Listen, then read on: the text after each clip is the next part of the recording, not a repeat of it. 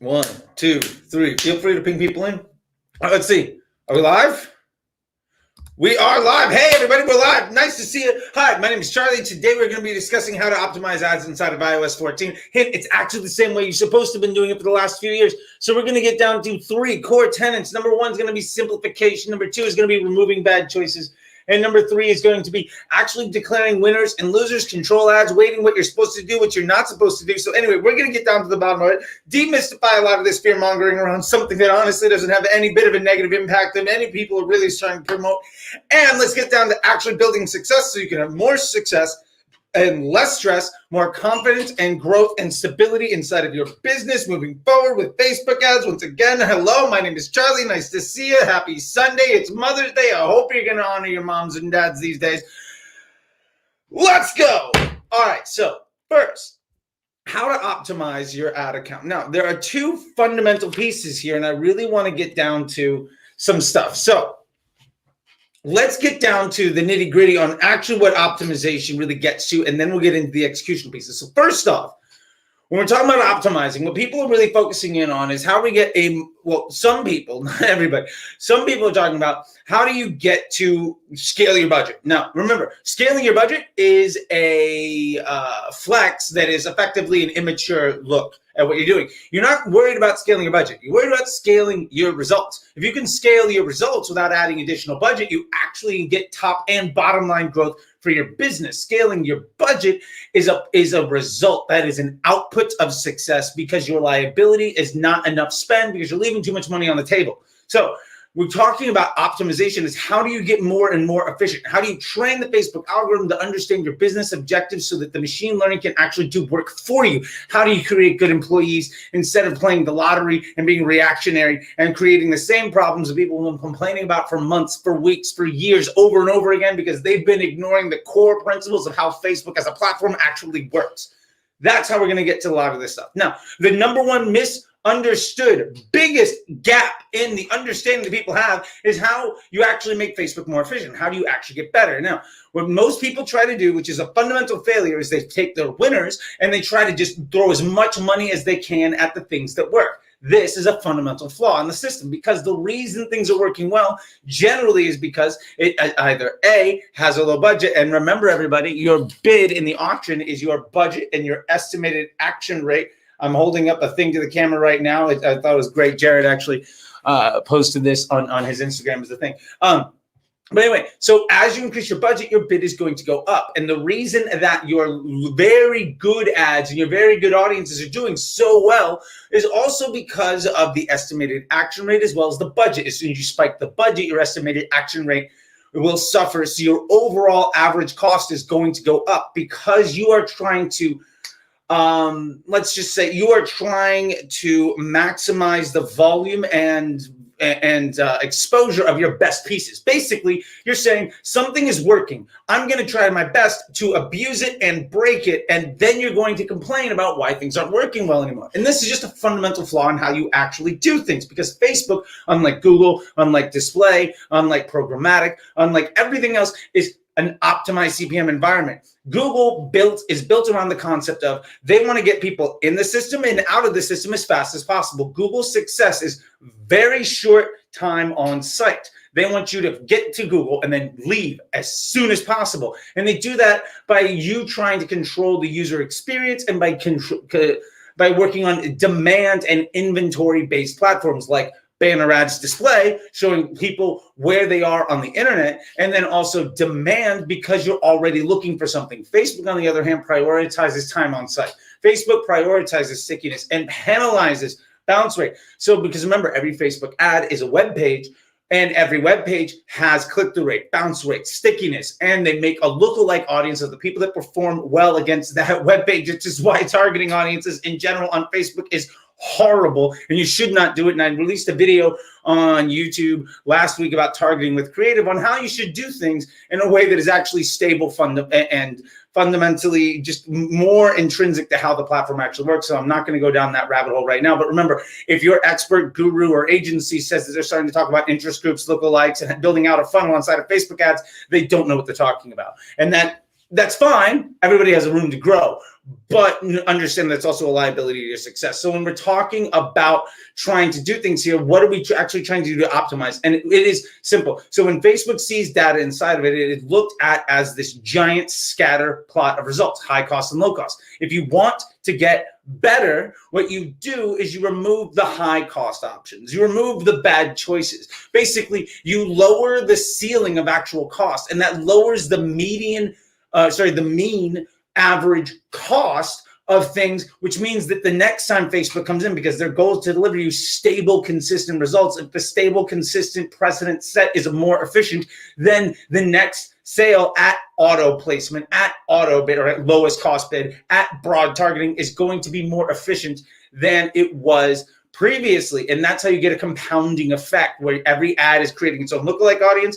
And as you remove bad choices, you get more and more and more efficient, because you're not trying to break the things that are broken. You're trying to remove the things that are liabilities. And that's a fundamental shift that most people that I know that really talk about what you're supposed to do in the advertising world, most people that are trying to teach ways out of the problems that they've already created for themselves are not actually fixing. They are fundamentally missing how Facebook works. And that's why I'm really here today to make that happen. So that is the first off, understanding how the platform works. The way that you make things more efficient is you remove high cost options. You remove bad choices. If you remove bad choices, eventually you only have good choices to make. And because there's a compounding effect on machine learning, because you're teaching the platform, because it's a machine learning platform, then you are getting better and better results that grow over time. That's what you want, things to get easier and easier and more efficient, requiring less and less work to get better and better results. That's how Facebook functions.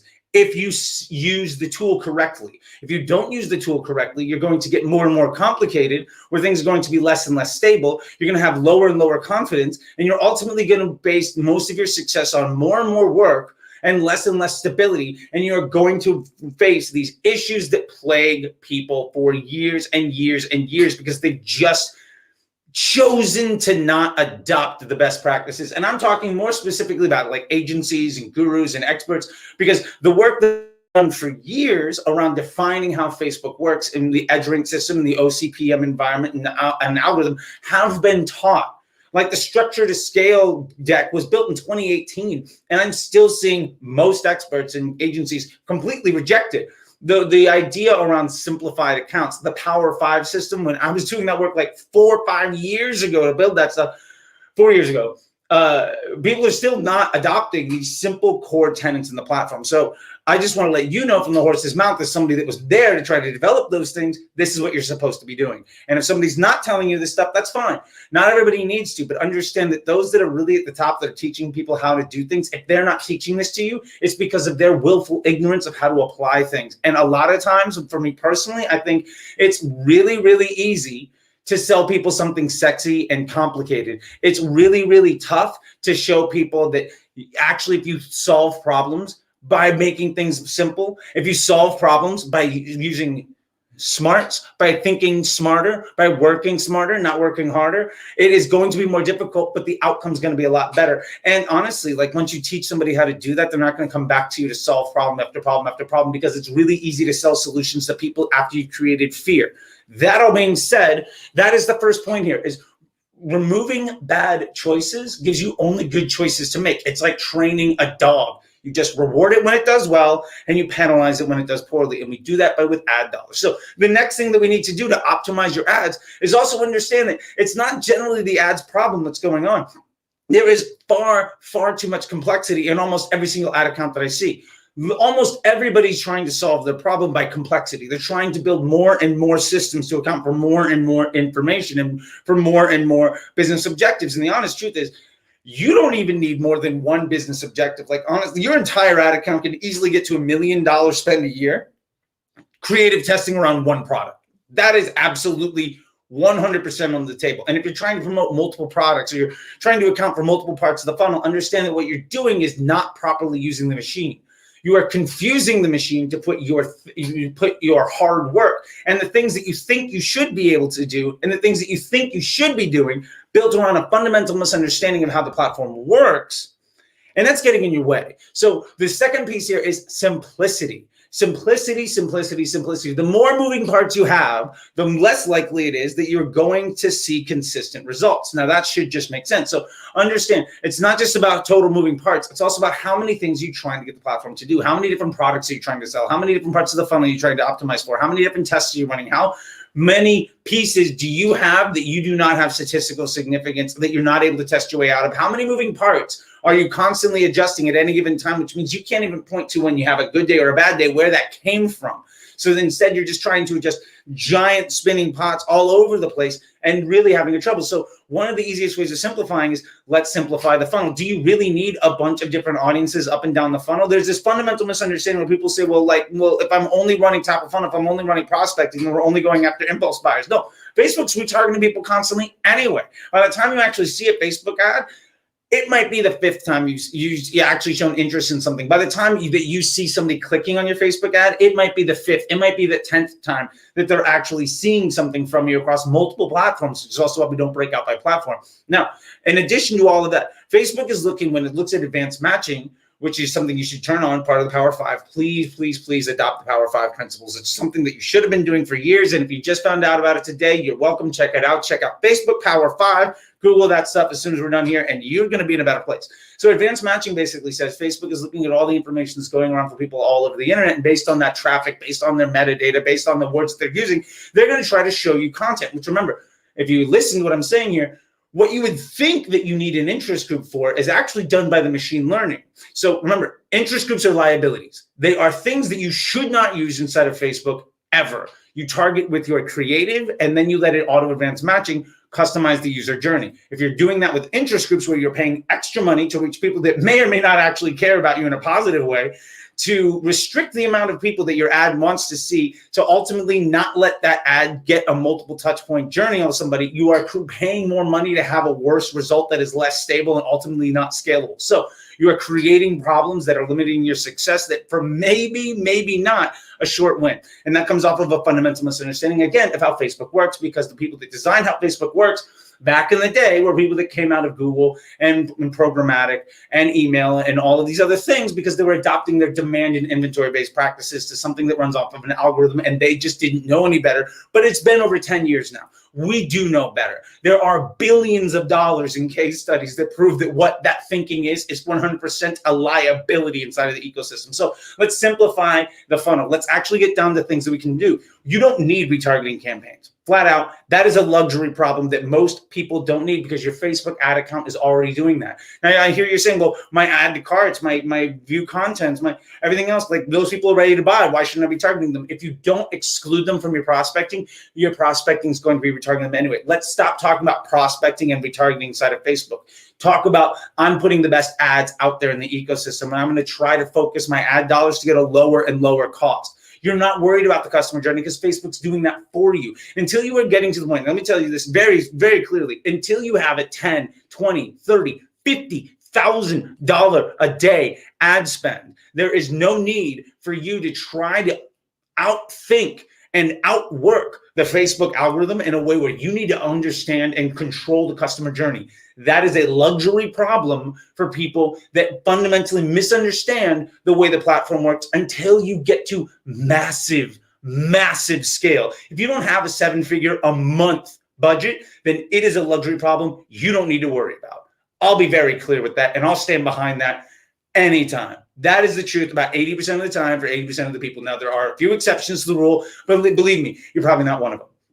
Now, that being said, if we simplify the funnel, getting rid of all these things, what you're ultimately doing is you're allowing Facebook inside of your broad audience where you're doing your creative testing to see all the touch points, to reach people on Instagram and on Facebook and in the marketplace and in Messenger, wherever it needs to, with any type of messaging that's going to get somebody across. Remember, retargeting as a function of marketing is something that came about in the digital age. It's not something that exists outside of it. Television doesn't have retargeting. Print ads don't have retargeting. Billboards don't have retargeting. Nothing else outside of the digital marketing age has it. And it's something that people say, well, I can do it. Why don't I?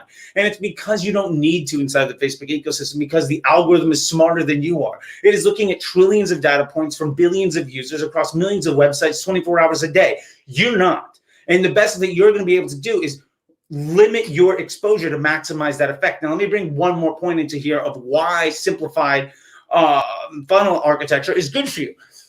There is not a linear path. When you increase your prospecting spend and you fill your funnel, your retargeting does not grow linearly.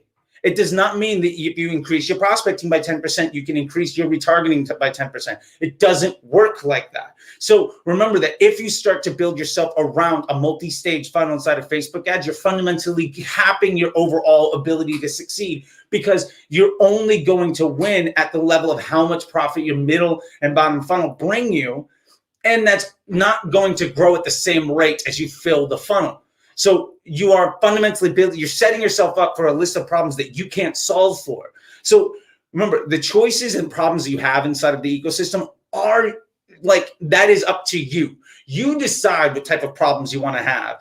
I decide to have problems that I actually can take action on, where I can have insight from my data to make decisions with. And if you're not choosing to do that, then you are making the choice of making Facebook be very difficult, very unstable, and something that is fundamentally limited in its ability to succeed. That, to me, feels like a bad choice. That's just my interpretation after a couple $100 million of something you probably shouldn't do. Okay, so if we simplify the funnel and we let our creative testing see the entire funnel, then we're finding the ads that work for people throughout the whole funnel. And yes, some ads might be the something that gets somebody across, and some ads might be the thing that gets somebody interested. The UGC content that gets somebody really interested to the site might also be the thing for somebody else that puts them across the finish line. Now you don't have to test for each part of the funnel. You don't have to test for the entire customer journey. Remember, when you're testing your retargeting ads, you're actually retesting the second touch to your prospecting ads. Now what happens when you come up with a new prospecting ad? Well, now your retargeting has to fundamentally shift. So every change you make to one part of the funnel affects all the other parts of the funnel, which also affects what you should be doing on your landing page,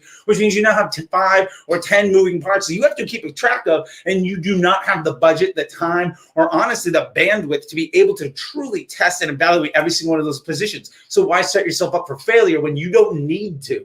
You fundamentally don't need to, because to get to the other point, if you remove options, if you give Facebook less choices, if you remove the bad choices, if you simplify your architecture and remove the bad choices to get the scatter plot points that are higher cost, less efficiency.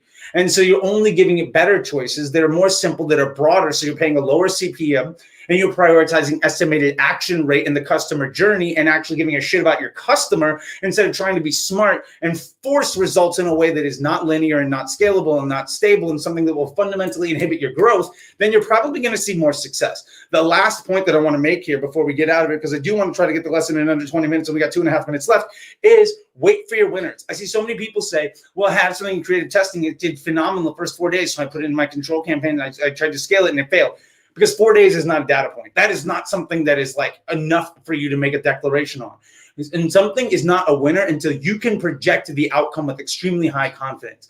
I don't declare winners on my creative testing for a week, 2 weeks sometimes, because you don't need to. If your entire account is built around lowering your average cost by removing bad choices, the system will automatically optimize towards the things that have a higher estimated action rate. And if those things that have a higher estimated action rate are also delivering you more efficiency throughout the funnel, then you keep them there. Don't fix what isn't broken. And you don't need a ton of winners. You need more efficiency. Stop prioritizing the things that are liabilities to your success and start prioritizing those things that are actually going to bring you long-term growth and stability and confidence. And that means fewer moves, wait on your winners, and only really move things once where they are as a liability to overall success. So if you're just doing creative testing, you're seeing something really do great. My question is, why move it? If it's doing great, why change it? If it's doing phenomenally, the only reason that you need to take it out of that creative testing piece is because it's doing so well, you actually can't creative test anything else, and you've hit a law of diminishing returns on how much success you can see from it. So you need to take that thing out of your creative testing and move it into some other place so that you have an option of finding another stud piece. And honestly, that's going to happen after hundreds or thousands of dollars a day. When you have 2 or 3 ads, I have run $50,000 a day on 3 ads in a broad campaign, and just let it go, because you don't need more than that. The idea that you need more than that, again, comes from old thinking. This is from people that saw their success in email and Google and programmatic. That is old thinking. It does not apply to the Facebook ecosystem. If you can find an ad that works for target audience, Then when you're in creative, what you need to do is find other problems to solve with your creative testing. Your creative is the only thing that matters. Your ad is the only thing that matters. Your entire ad account should really, honestly, just be targeting broad and just solve problems with your creative testing. Everything else is a liability to your success. That's how you optimize ads. The number one way of optimizing ads is stop adopting practices for other platforms that are years or decades old, that have no bearing in how you're supposed to succeed on top of Facebook. And I think that's the fundamental thing. That's why I kind of got into it a little bit this weekend with some other people. And that's why I'll continue to stand up for folks that are struggling, because they're still being sold solutions to fear mongering by people that are trying to teach you how to do things poorly, because they themselves are too proud and or ignorant to learn the lessons that have been taught to them for years. So as the person teaching those lessons, the person that is creating those case studies and defining the best practices with the platform that has seen these other folks reject those best practices, I'm just here to try to help you out directly, because we don't need those folks. Honestly, my ultimate goal is to completely disrupt that entire ecosystem. And I'm honestly building something right now so that entry-level employees are going to be far more elite than most ad agencies. So there's a whole other thing there that I'm getting into, but I'm not trying to sell myself. Anyway, the point is here, just to recap, number one, you optimize your account by removing bad choices, not by trying to break the things that are not broken. Number two, simplify your account so you have fewer moving parts. You can throw more data at the things that are working, and you're prioritizing lower cost, not trying to throw more money at the things that are working. And you don't need retargeting. And the third thing is wait on your winners. You don't need to move winners from your testing into your control or your scaling environments. If it's working, just give it more resources. Don't try to break something because you have this demand to try to find more winners. It's not a winner if it's not consistent, if it's not stable, if it's not projectable, if it's not scalable. And if it is projectable, scalable, and stable, why move it? You can continue to invest in it. Only move it when it is now a liability to finding future things and you have found the nth degree that it can reach itself.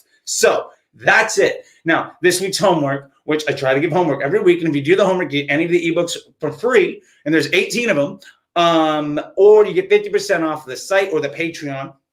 So your homework today is simply to tell me which one of these things do you think you're not doing well. And that's okay. Like, it's okay to know, and I really highly encourage you to try to take a look at what am I doing that might not be proper. So are you potentially trying to, or do you have an ad account that's too complex? Are you trying to escalate creative test winners like after a couple days instead of a couple weeks? Are you trying to throw more budget at the things that are working instead of maybe trying to remove budget from things that are failing? One of these things that we covered today, are you potentially not doing properly? And there's nothing wrong with that. Like, we all have to learn. Like, I learned these lessons too. And you should be really self-aware and I encourage you to take a real good look at what you might be doing right and what you might be doing wrong. So DM me or comment or anything on YouTube, on Facebook, on Twitter, on Instagram. You can even hit me up on TikTok because there's something there as well. I'm all over the place. Let me know what it is that you're doing that you think doesn't necessarily follow with this path. And if you can identify that place, that area of opportunity, I'll gladly give you 50% off the site, 50% off Patreon, or any of the ebooks for free, including like my most popular ebooks right now are the one campaign to rule them all and how to build a winning ad account in 2021. And also the course is there. So if you want 50% off the course, you can just grab that. And I'm charging $3 more for my course than somebody else was for a 90-minute podcast around people that honestly don't do the work and don't know what they're talking about, so that you can then get a discount to other bad advice for years. So if you want to pay $3 more than that asshole, you can get 5 hours of in-depth video with lectures and supporting documentation, as well as discounts to ongoing support inside of Slack and a bunch of other things. So anyway, I'm here to try to help you out. I hope that worked for you. Thank you very much. This is how to optimize ads in iOS 14. If you're on Clubhouse, please raise your hand if you're watching. If you're one of the many, many people watching on Facebook group page or YouTube, please ask your questions. I've got a question here from YouTube, and then I will go to Clubhouse because I see Jared is raising his hand on YouTube. Let's see. We got a minute. We got somebody here. The name is Hype. All right. I'm all about it. Hype. Clearly, I'm Hype as well. Okay. Hi there. If we edit our DCO by removing bad choices, it's under review again. Is there a way how you, this time at nighttime, Should we add new proven creatives from testing at the same time? Okay, so I think what Hype is getting at here is when you edit your dynamic creative, it does throw it into the learning phase. It can go under review. And sometimes this means that you lose delivery. So some people choose to do this in times where they're not going to actually be seeing a lot of spend. I stand by that decision. If that's something that you see, you can account for it by doing it through the proper time of day. Totally stand by that. Also, I would make a point of not removing more than one or two elements at a time. Like, do not make sweeping changes. If you cannot point to the net result of every move that you make, then that move being made is a liability to your success. So don't make 4 changes. You don't need to make 2 changes. If you make 1 change and you have a super high confidence that that's going to make a 5 or 10% difference in your success, make that one thing, see what happens. Then make the next thing and then see what happens. Don't make so many moves that you can't point to why it was good or bad. And I think that's a fundamental issue that a lot of people make, is they make 20 moves in a day. And then their ad account does something, and then they have no idea what was good and what was bad. Then they point to the reporting and they say, well, this was good and this was bad, but they're pointing to the ramifications of their actions, not the cause. So there's a very big difference in trying to say, well, everything keeps bleeding. We just need more Band-Aids. And we're like, really, the problem is you need to stop, sticking your hand in a cheese grater. My point is, people are solving problems in the wrong way. And if you make 1 change, then you're going to be able to understand the impact of that change. And if your entire ad account respects that element of 5th grade science class, the scientific method, you're going to be moving with more and more confidence and making less and less moves, working less and less time to see better and better results in a way that makes you feel better. So you're going to see more and more success and less stress, because you're going to have higher confidence in the decisions that you're making. They're going to have a much better impact on your overall ad account.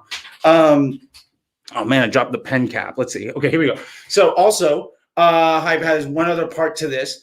And says, currently, I can't see CPA segmented by dynamic creative. So making decisions based on reach and impressions and spend. Yes. So right now, based around what's going on with Facebook's internally trying to adjust the way that they are representing inside of the UI, the results of things, which is basically just their version of their pivot table. Because they've adjusted the way the data is shown in that pivot table, we're not able to necessarily see the things in the way that we normally would. So if your dynamic creative campaign or ad set is doing well, great. If it's doing poorly, maybe remove the things that are seeing the least amount of spend. Or you can go in there and you can kind of see some other actions. This is a bit of a blind spot right now, and that is really unfortunate. The best thing to do if you want to see success is remove the amount of complexity. So if Facebook is determining that it doesn't want to spend in a certain place, remove that as an option, and then you're at least making the algebra problem have 1 less variable. The fewer amounts of variables, the more stable the net result, because it's going to be easier for Facebook to project the outcome. If you do that, you're going to at least be in a better spot. And remember, you don't necessarily need to optimize something if it's doing well. Sometimes the best way to optimize is just throw some more budget at something that's working, or pull budget back from things that aren't working. Shift your budgets. Or if you're in a CBO campaign with several options, if it's working, don't fix it. And I think that's something that a lot of people do. For some reason, they're taught that, hey, this thing is working, I need to break it, which is just doesn't make any sense. I get why they're doing that.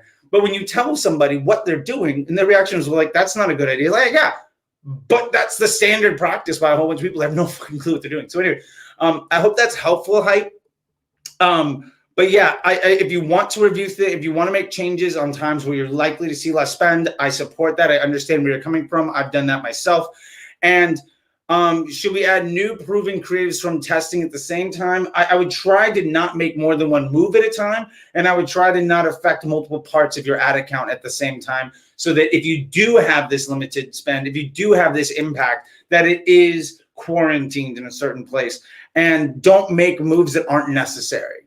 Don't make any moves because you're supposed to. Make a move because it's what you need to do to make the simplest change in your account to have the highest confidence of a positive result. If you're not doing that, then you're going to have a low confidence for potentially something that might be good. And that's a really rough place to try to manage things for. So anyway, I hope that helps. Let's see. We got Jared with his hand raised on Clubhouse. So Jared, I'm going to bring you up to the stage. Let's see here. Boom. Is he bringing you up? Come on, Clubhouse. Let's see it. There we go. Hey, buddy, how you doing? Good, Charlie. How are you? Okay, I'm along the lines of how about DPA ads? What are your thoughts and usage of DPA ads? I love DPA. Honestly, if you have an account with many SKUs, which a lot of brands have a lot of SKUs, and honestly, I have a whole other opinion about that. But if you have a brand with a lot of SKUs, I totally think that you should be using DPA. I love it, especially with retargeting, because it can help you to horizontally scale parts of the funnel by showing people the things that they have intention for. However, you can also do prospecting with it, something that was not originally available, but when we did the alpha and beta for it, we called it DABA, Dynamic Ads for Broad Audiences. And that's a really great tool that you can use. You're effectively prospecting with it. And big brands do this.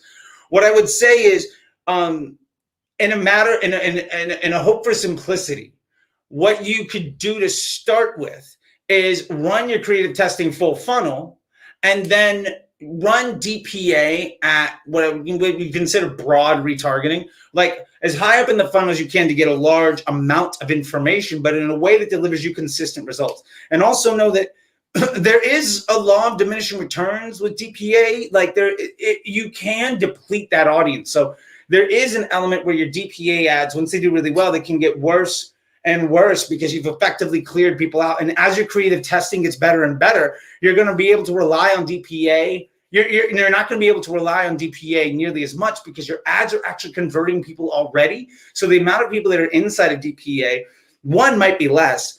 Or two, if the volume of your store has gone up, but your ads are getting better, the people that are still left in the retargeting might be people that have already decided they don't want to buy. So understand that while DPA is very powerful, and I definitely think that there's a place for it, there is an impact of improvement at your creative testing it broad and the effectiveness of DPA. And I have a weekly call with a very nice group of folks, and they are scaling to the moon right now in a really awesome place, but their DPA is actually seeing a result of this thing in real time.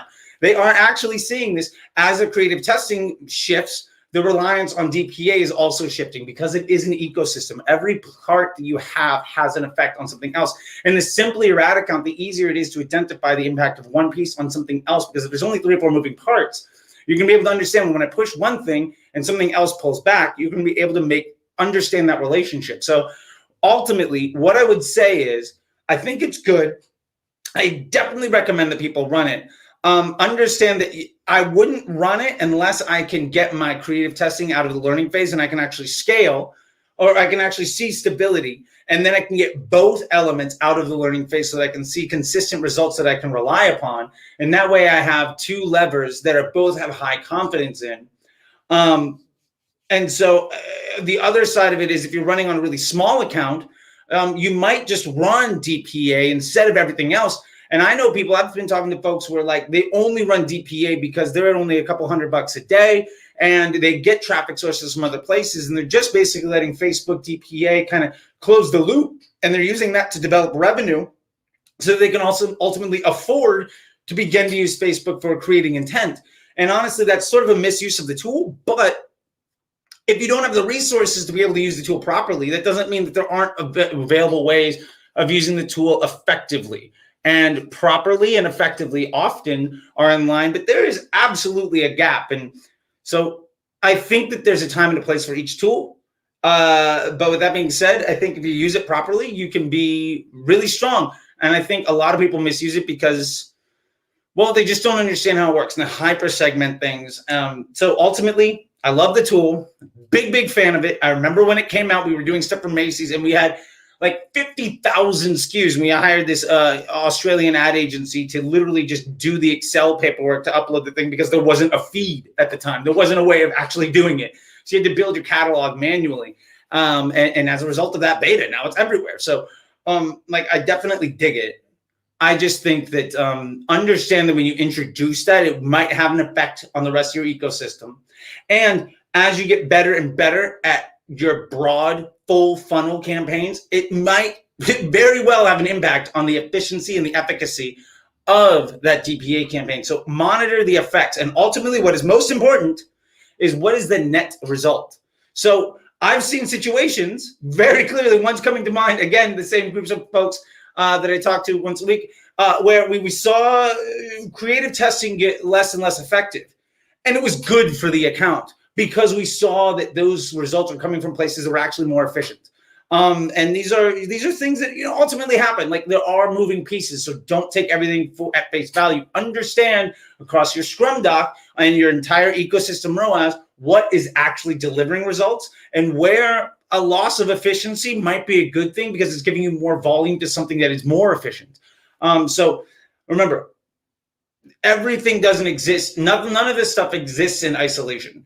So you have to understand the impact of one piece on something else. So that is an extraordinarily long soliloquy on what was effectively maybe like a 5-word question. But I hope that that's helpful for you, Derek. Of course, that's kind of what I was assuming what was going to happen. So yes, that was beautiful. Well, I love it, man. Well, thank you very much. Next question over here is on YouTube. So this comes from Matthew. So Matthew says, what are you doing on days, weeks that just aren't profitable? Turning off campaigns. Nobody is profitable every day, every week. So just let campaigns run, even if way above CPA this week. So Matthew, what I would focus in on is, yes, it sucks to be burning money. What I would focus in on is, how can you prioritize each week being more efficient than the week before? How can you make directional improvement? Directional improvement is far more important than winning days. And I think a lot of people try to maximize the success of winning days. And what that ultimately does is it creates a large amount of instability in your ad account, which means it takes far, far more time and effort to manage properly. So on days that aren't profitable, on weeks that are just tough, what I try to do is see what is a liability to my success. What are the places where I'm either too complex, where I have too many moving parts, where I'm focusing on prioritizing multiple business objectives. Maybe I'm trying to sell 3 or 4 different things, and one of them is actually profitable and 2 of them aren't. And also, it's not just about the profitability of the ad. We're not just looking at the ROAS of an ad. Look at the profit margin by product. I can't tell you how many brands really focus on their flagship product where they have the lowest margin and they're struggling to see revenue when they have something else that sells perfectly fine with a much higher margin at sale. So maybe the ROAS is lower, but their net revenue as a business is much, much higher. So focus at the business objectives. A media buyer's job is not to make Facebook look good. And that's a fundamental difference with what a lot of folks say. When you're running with an ad agency, their number one job is to make the person that hired them look good to their boss. When you're working inside of a business or when you're a business owner, your number one objective is top or bottom line growth, whatever it is that makes sure that your investors or your bank or the next line of funding that you're dealing, or if you're bootstrapped, what your next step as a business, what are those priorities, and try to optimize your ad account to reach those things. So ultimately on days or weeks that are not profitable, those are excellent times to really see what is the biggest liability. What are the things that are just getting in the way? Do I need this ad? Do I need this ad set? Do I need this campaign? Do I need promoting this product? Where am I investing where I'm not seeing a consistent result? And then what are the things that are best for me, and how do I prioritize solving those problems? That is honestly what I would do in this situation. And I would really, really look at, because nobody's profitable all the time, but I would look at directional improvement. How can I remove the amount of options that I have to see better and better results over time, so that ultimately I have fewer and fewer moving parts, more and more consistency, higher and higher confidence, so that I can have more and more success with less and less stress. That's the type of problem that I want to create for myself, because that's the type of problem that's best for me to try to solve. So I hope that that's helpful, Matthew. But again, to kind of, recap, I'm not turning stuff on and off just because it's having a good day or a bad day. If I'm making a decision, I'm making a decision long-term. Think of every ad set, or every campaign as an employee. Don't invest in an employee that you don't think is going to be around in 3 months. Invest in employees that you think are going to be a benefit for your business long-term. Facebook is an evergreen marketing channel. Do not focus on short wins. Short wins are long-term liabilities. You can either make a little bit of money now, or you can make a lot of money over time. It can either be something that is super stressful for a short return, or something that gets easier and easier over time that gets you bigger and bigger benefit. That's the system that I really would love for you to see. And so with that being said, if you're going to turn something off, make sure that that's something that you want to turn off and that you don't want to run anymore. I'm not saying that you should be spending money where you're losing all the time. I'm saying that take a real hard audit of what you're doing. Take stock of your inventory, right? Like any business owner. Go around your store, see what it is that you're actually spending money on that is worthwhile for you and what isn't. And like, if you can get Facebook down to like, what is the one thing that I want you to do really well, then it's going to do that one thing really, really well. And the honest truth is, you don't need it to do more than one thing to get to $1 million a year, to get to $5,000 a day, $10,000 a day. You don't need it to do more than one or two things to make that to make that happen. So my point is, I would definitely take a look at things and see what's working and what's not. But I would also identify what is my primary KPI? Like, what is the number one thing that I need to focus on? And how do I get every decision that I make to be evaluated against success and failure across one item? Until you reach a law of diminishing returns and the inability to make that one thing better with creative, strategic, and tactical decisions, you don't need to get to a second point. And maybe that means that you shrink things down a little bit in complexity right now to the point where you maximize that efficacy. And then you have to get more complicated because you have that luxury problem. That would be where I would go with you, Matthew, is I would try to see, how do I create an environment where I have luxury problems? And yeah, so I hope that makes sense. It seems you say, awesome, thanks. Well, I'm glad that helps, Matthew. And let me know if there's anything else I can do to help. And remember, because it is Mother's Day, and if you did the homework, from this week's live, you can get 50% off the site, the Patreon, or any of the ebooks are free, Matthew. There's more than a few ebooks that are really good. And also the course is really built around how to think and plan and strategize your entire ad account to see how to build a winning, successful Facebook ad account this year. And it takes into account the things that we see from iOS14. It takes into account the things we see from Power 5. It takes into account how you can remove a lot of this noise and nonsense and all these liabilities in people's environments to really succeed. And there's an ebook, and it's built off of an ebook, and you can get that ebook for free if you do the homework for this week. Also, because it is Mother's Day, so if you're watching this later and you don't see it, that's fine.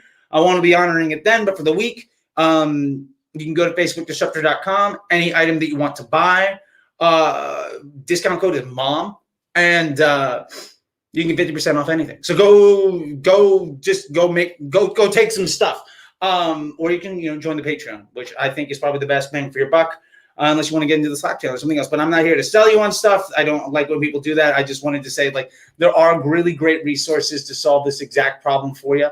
And the question you are asking me, Matthew, is something that I hear so many times. And that's why I built these resources, because I can't answer everybody's question every single time. And a lot of people are afraid to ask. So instead of answering the same question 1,000 times, I made a resource that allows people to really see success. So I hope that that's helpful. All right. Remember, if you're in Clubhouse and you want to ask some questions, feel free to raise your hand. I'm here to help you out. Next question comes from Boomie. Hey, Boomie, nice to see you again. He says, I've tried broad targeting, dynamic creative testing, one campaign rule them all method, still results only last 2 weeks. The same ads that have been working suddenly stop. CPA jumps from 20 to 180 a whole week with no sale. Boomie, that's tough, man. Okay, so what I love here is you're trying the broad targeting, dynamic creative, and the one campaign rule them all stuff, and you're seeing some early success, but it's ultimately diminished. Okay, so there's two things I would do right away. Number one is I would take a look at the ads that are working. And the ads that work, if they do have diminishing returns, or if they're short term, I would try to see, what do they have in common? And maybe that DCT is not covering enough different types of targeting. It's not covering enough different ways of trying to sell the product. If you're always trying to hammer home the same sales pitch, you're ultimately going to run out of people to potentially sell to. Also, I would, and I feel like you're out of this, but I'm going to say this for other folks that are watching, is that I would take a look at saying, am I out of the learning phase? Do I have consistent results? Am I adjusting other things? Is there other pieces inside of my account that are liabilities? With that being said, I love that you're seeing some success. It pains me to know that you're seeing some failures after that, and I really want to address those things. So one of the things I want to say, so first move is make sure that the ads that you're running inside of the DCT cover different types of sales pitches, right? So We're talking about like moms, ducks, and rodeo clowns. Try to appeal to different groups of people. That way there's a way for Facebook to find a spread and also make sure that you're out of the learning phase. I feel like you are out of this because we've been talking for months, but just for other people that are watching this so they can understand what we're coming from. Just so they don't say, well, you didn't say that thing. I'm just covering some remedial stuff. You don't need it, but a lot of other people might because they haven't been having these conversations that we have. So that being said, I feel like that's the first spot. The second thing is if you are out of the learning phase and if it's the only campaign you're running and if that is every sales pitch if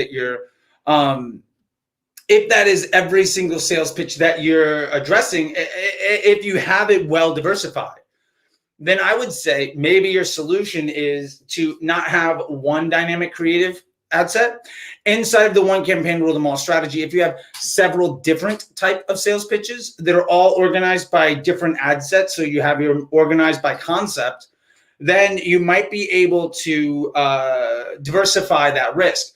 And if you've done it on, if you've done that and you have multiple pieces and that's your current setup, maybe what you can do is try to cherry pick the best pieces from everything and make one dynamic creative that's just your absolute stud winners. It's like the creative test winners of dynamic creative in its own dynamic creative to try to make that work. Honestly, I don't know exactly your setup, but feel free to DM me, Boon me. We've been talking for a long, long time. And I'd love to know like what it is that you're doing and what slight tweak we can address, because this advice works for 80% of the people, 80% of the time, and all of it generally needs a little bit of a tweak for each individual situation. So it feels like you're really, really close, but there's something that is just getting in the way. So let's chat and we'll figure out whatever that one thing is that we need to slightly just tweak to make sure that we get things working for you, man. Because I want you to succeed, man. Like I want you to succeed. I want you to see success. I want this to work for you. So let's figure out what is the little thing that we need to get taken care of to really see success for you.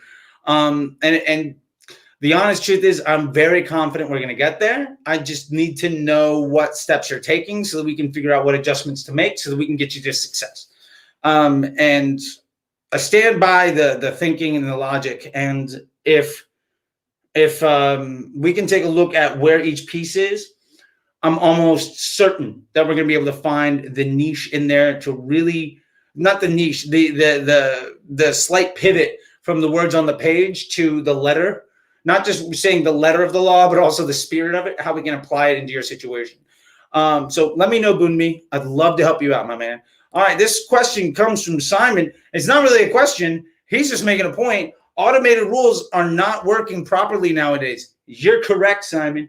I posted about this several times on Instagram and Twitter, but maybe I need to do something on YouTube. But basically right now, because of the way that Facebook had to realign the data, we're seeing automated rules affected in 3 ways. Now, I brought this to the Facebook reps like the day after iOS14 launched.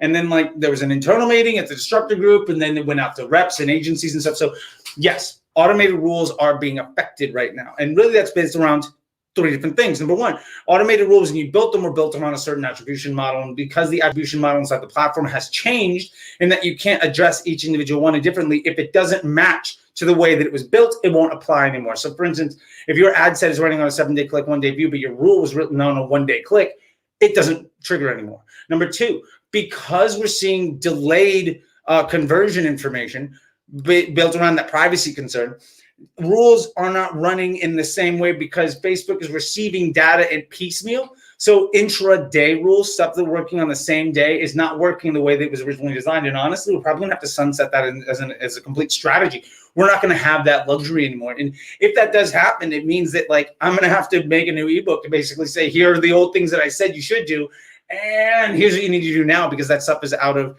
date. And honestly, like I find it's a responsibility for me to do that, which kind of maybe sets me apart from some other people. And I won't get into those folks. If you want to know my opinion on that, you can just follow me on Twitter or Instagram, and you can see my opinions about people who I feel like lack integrity. All right. So third thing about automated rules not working properly right now is because Facebook is still trying to internally address how they're getting data in.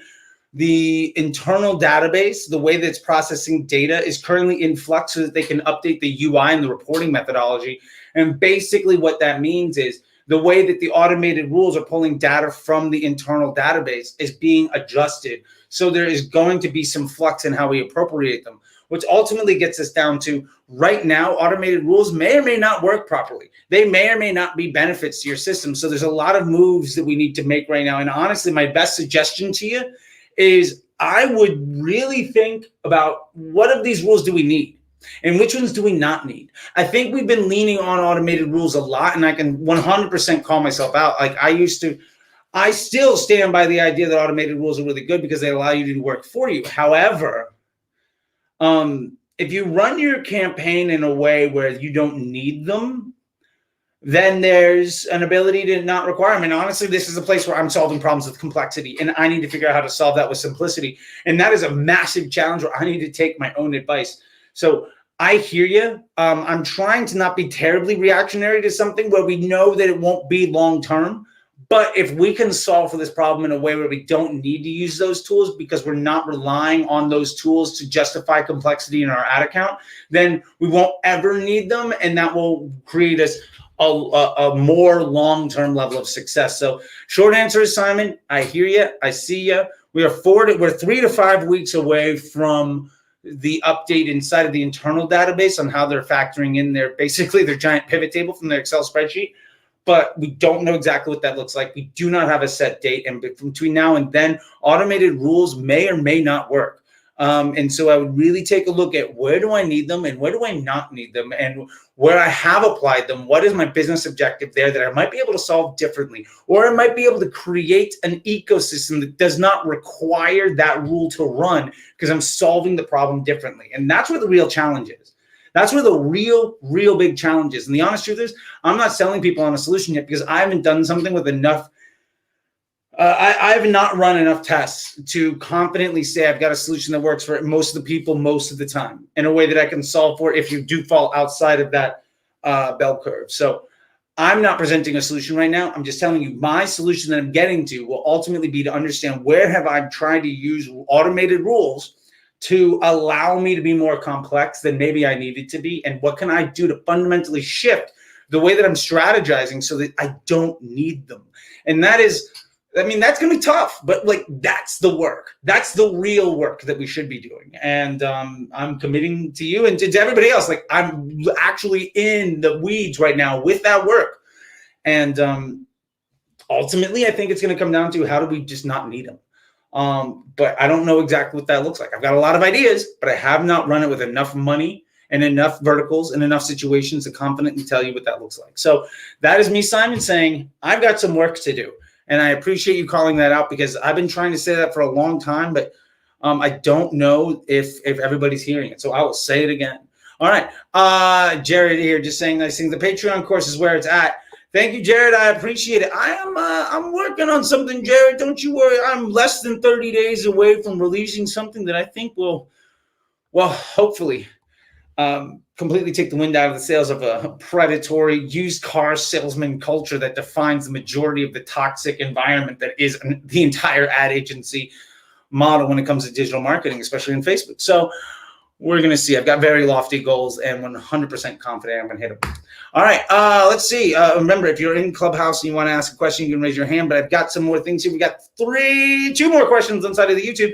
And then, of course, I have to make my time available because we are live in the Slack channel. If you want to join the Slack group, you can go to the Patreon. And remember, because if you do the homework and if it's Mother's Day, you can just let me know because you get 50% off joining that Slack group. And honestly, that's not going to last very long. And you're probably going to ROI in it in like a week. So you might as well do it now if you're at any sort of scale. I highly recommend it, but I'm not here to sell myself. I'm here to answer your questions and be as helpful as I can. So your music host, love it.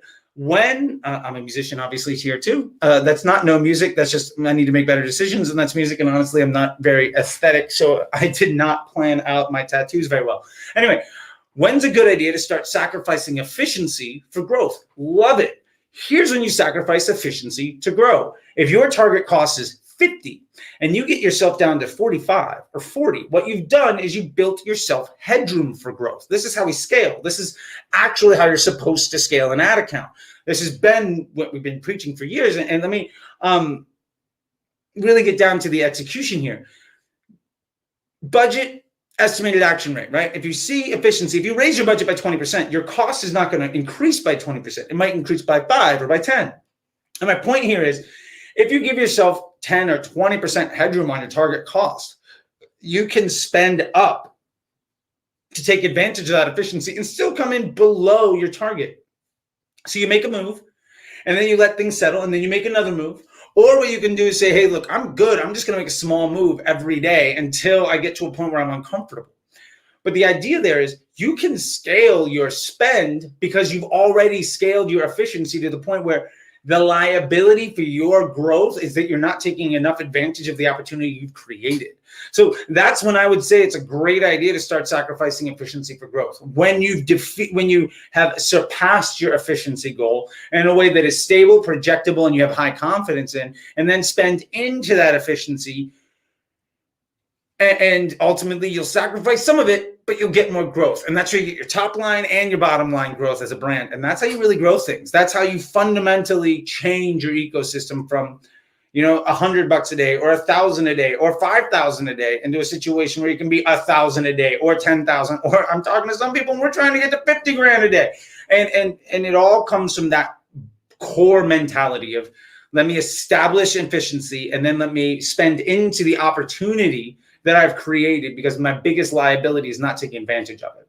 So anyway, your music host, that's what I would say. All right, awesome. Next question comes from Aaron Pearson. Thoughts on collection ads for DTC clothing boutiques who have many constant changes with inventory and product? Now, this is a big issue. And Aaron, you and I have been in the DMs a long time. And I love this question because I actually get it from a lot of different people, a lot. And you've actually been really helping me in trying to strategize this stuff because I have somebody that I'm talking to regularly, right? So the idea here is, if you have inventory that is constantly changing, where you're not able to run an evergreen ad account based around selling the same product, you have basically two options. One, you can sell the brand, right? Like Nasty Gal, for instance. Like, they sold the brand and you go there, be like, oh, I really love this brand. What's available right now, right? Supreme's another example of that. The other option is running dynamic ads, right? So like DPA ads or collection ads, where you feature different products, knowing that each one of those products may or may not be available. And what I'll say is I 100% support this. And the biggest brands in the world doing this right now are like eBay. eBay's been doing this for years. And it's really built around, like, if you have a dynamic catalog, if you have a catalog that is constantly changing, all you need to do is then try to target the individuals that are going to respond well to your brand. And if you're doing that, then you really need to decide, are you going to try to use your dynamic ads for prospecting for broad audiences, or are you going to try to do it in retargeting, where you're trying to capitalize the attention you're already getting? My suggestion is I would 100% do broad retargeting and broad audiences and see where ultimately it works best for you, because you need to get that campaign and those ad sets out of the learning phase as much as you can.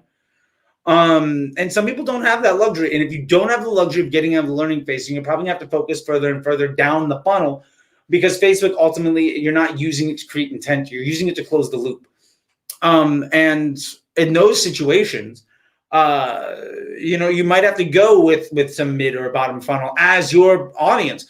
And basically, you think of your broad audience, your prospect, your top of funnel is not strangers. Your top of the funnel might be folks that already know who you are. And that's fine. It's just a fundamental shift in the definition of what the top of the funnel, of what your prospecting is. If you're prospecting only amongst people that already know who you are, that's okay.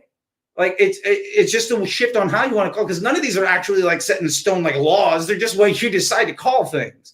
So this is where I like to call things broad retargeting. I would maybe go in the broad retargeting route. If you can only afford one ad set, do that, and then see if you need to go further down, or if it's effective enough that you can go up.